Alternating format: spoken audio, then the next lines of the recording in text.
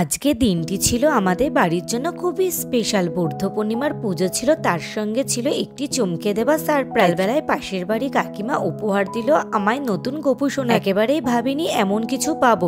এই দিনে আমরা আগে থেকেই ঠিক করে রেখেছিলাম গণেশ ঠাকুরের মূর্তি প্রতিষ্ঠা করব। তার সঙ্গে শুরু হলো দুজনের পুজোর প্রস্তুতি। আমি রেডি হয়ে চলে গেলাম ঠাকুর ঘরে, স্নান করে নিলাম ভোলা বাবাকে, তারপর গোপু সোনা আর গনু বাবাকে ঘি, দুধ, মধু আর গঙ্গা জল দিয়ে স্নান করিয়ে নিলাম। স্নান করানোর পর টক দই মাখিয়ে শুদ্ধ জল দিয়ে গা ধুয়ে দিলাম, কারণ গায়ে যেন ওদের ঘি মধু লেগে না থাকে। তারপর সুন্দর করে সাজিয়ে দিলাম ওদের নতুন পোশাক, ফুল আর অলংকার। পুজোর জন্য যা লাগে ফল, মিষ্টি, ধূপধুনো সবকিছুই ঠাকুরের সামনে সাজিয়ে ফেললাম। সাজানো শেষ হতে না হতে এসে হাজির হলেন ঠাকুর মশাই। এসে প্রথমেই বসিয়ে দিলেন নারায়ণ শিলা, আর তারপর আমার ছোট্ট গোপু সোনা আর গনুবাবুর করলেন প্রাণ প্রতিষ্ঠা। ঠাকুরের জন্য কিছু গুছিয়ে করে দিতে পারলেই যেন ভালো লাগে, একটা আলাদা রকমই।